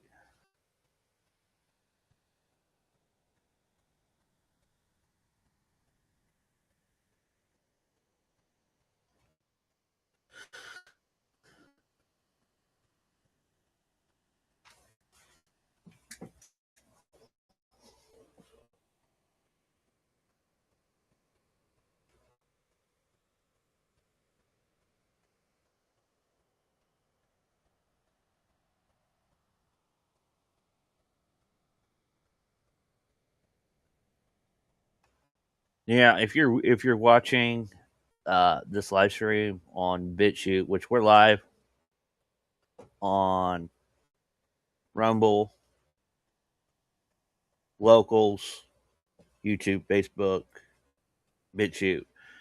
If you're on BitChute, know that I actually have to hop over to BitChute to read any chats. So if I miss you, if you have done so and I missed it, I do apologize. I actually have to jump over to the BitChute chat, uh, open the tab for BitChute just to see if anybody's saying anything. All the other platforms, I can actually read that from the Rumble studio. So if you guys want to chime in, let me know if you guys are seeing anything. I know my head's blocking camera 11, so I'm watching it, keeping eyes on it as best as I can, while also trying to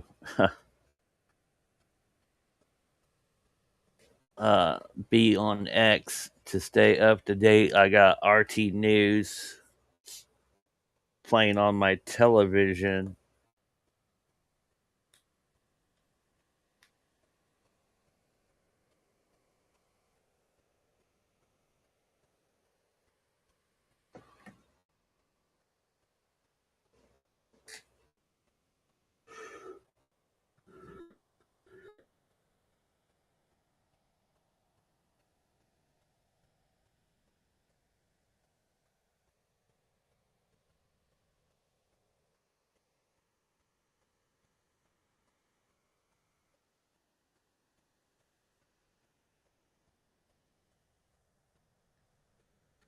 Oh, 59 minutes ago, Dallas News Express. This is from Sarah Adams. She reposted this bomb threat. Police are responding to an explosive in Highland Village, a normally safe DFW suburb. You've got to stay away from this building. Explosive. Reporters disarming the bomb as we speak.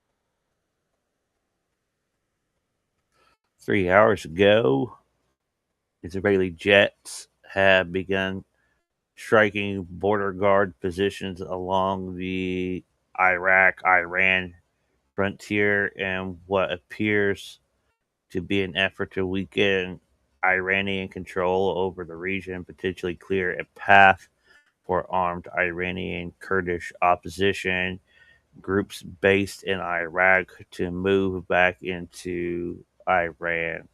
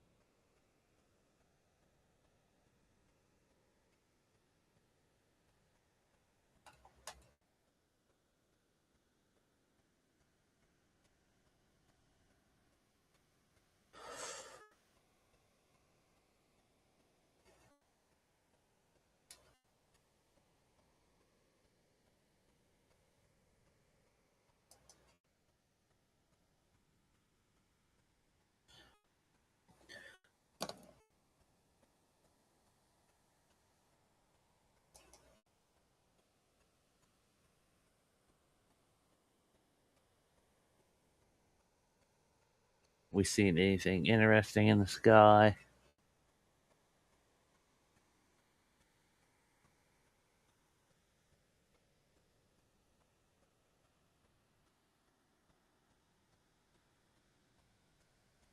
Oh, oh, what was that? It was in camera 6 and it zipped right out of the frame really quickly. What the heck was that?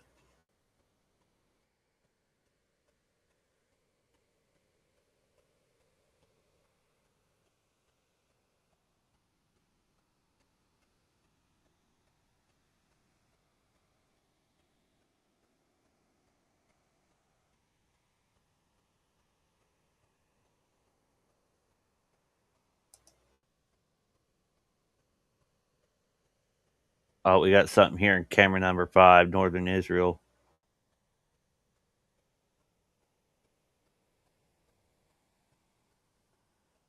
Camera 6 is South Israel. It's almost going to be out of frame. It's an aircraft. Okay.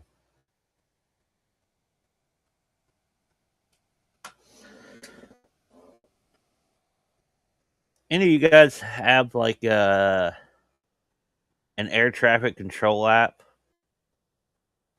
that identifies aircrafts in the area?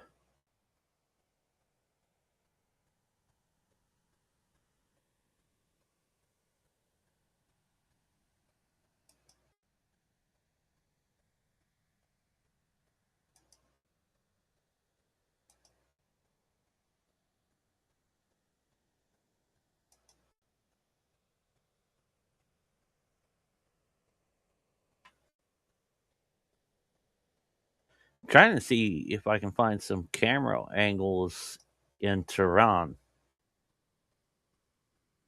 See what it looks like over there right now.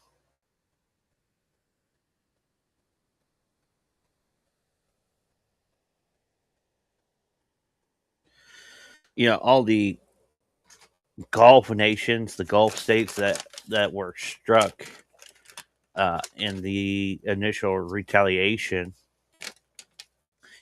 are all members that signed onto the Abraham Accords and are members of the Board of Peace. Just food for thought.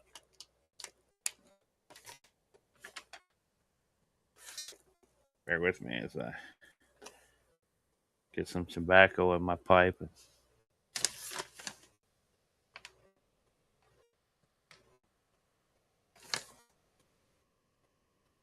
try to watch these camera angles.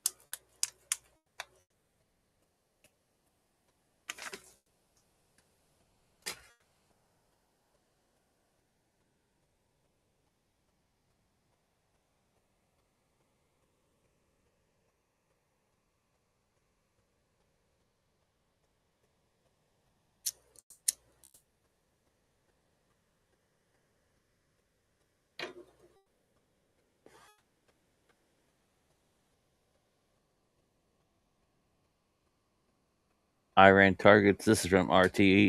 Iran targets U.S. bases, oil projects, and revenge says hundreds of troops killed.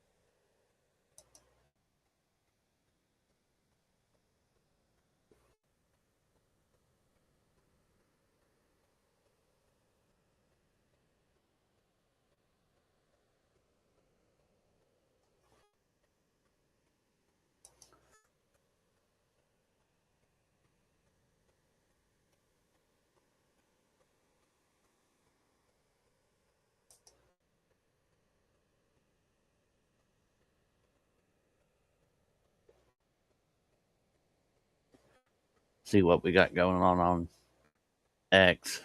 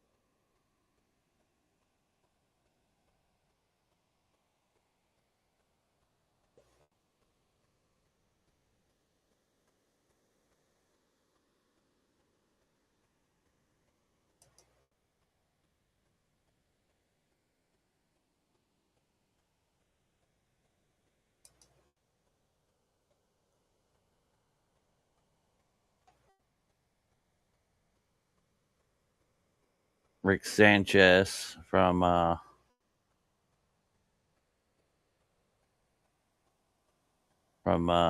RT News on Twitter 53 minutes ago. The U.S. and Israel accused Iran of striking civilian targets across the Gulf.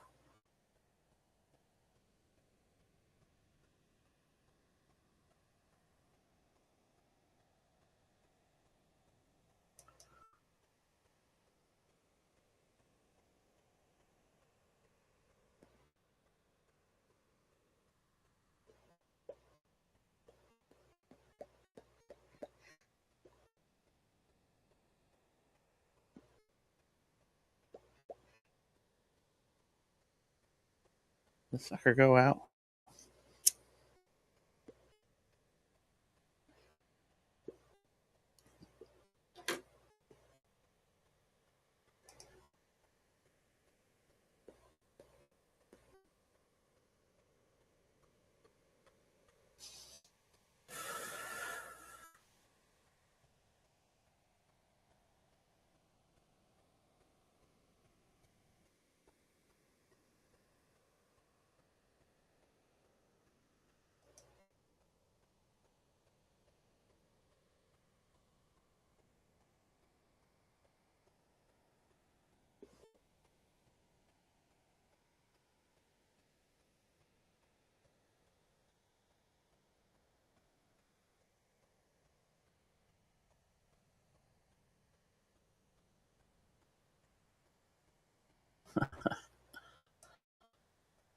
Yeah. About it's Western pedophiles blowing up Middle Eastern pedophiles.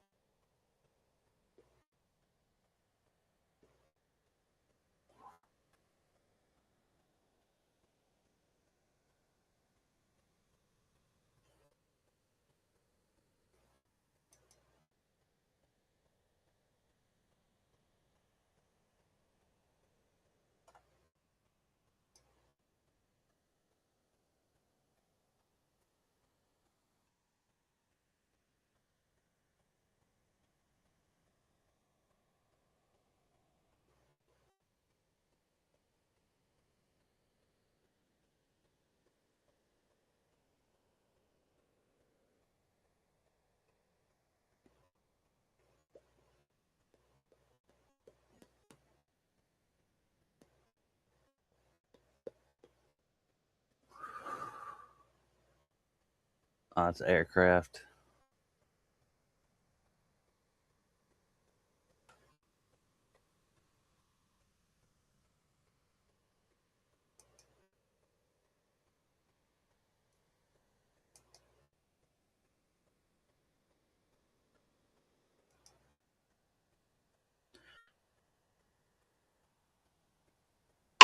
Well, truthers, I'm going to call it a wrap for now.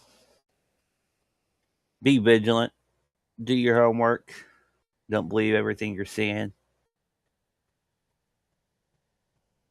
There's a lot of bad actors putting out very bad information.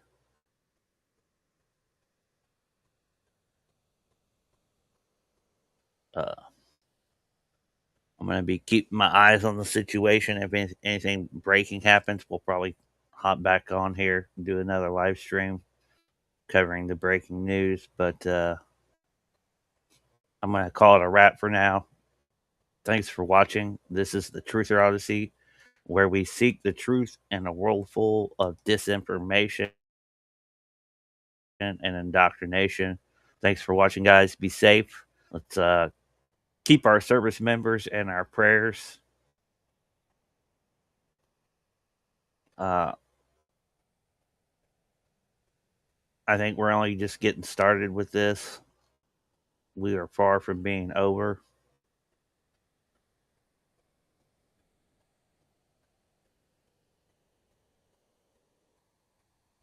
Keep me in your prayers as well. I'm praying for you guys. Be safe. Heads on a swivel. Stay strapped. I am signing out. Love you guys. God bless. Enjoy the rest of your day.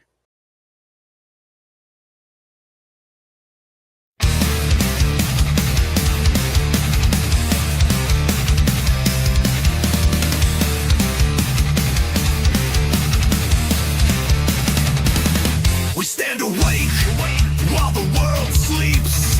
Eyes unchained, no leash, no creed. They draw the lines, they sell the fear. We cut straight through, we see it clear. No master's crown, no lies obeyed. No truth for sale, no debts unpaid. We hear the hiss beneath the tone. We claim the ground we stand upon. Truth, no chains, no knees, no lies. Truth, no chains, no knees, no lies we obey. Truth, no fear, no sleep. We see through the play. Truther Odyssey. Truth over trovert. Truth over control. They wrap control in safety words. They dull the edge. They blur the nerve. But truth cuts clean. It doesn't bend. It stands alone until the end. We don't kneel. We don't comply. We don't swallow packaged lies. We read between the cracks and scenes. We hunt the real behind the screen. Truth, no chains, no knees, no lies. Truth, no chains, no knees, no lies we obey. Truth, no fear, no sleep. We see through the play. Truther Odyssey. Truth over leather. Truth over control.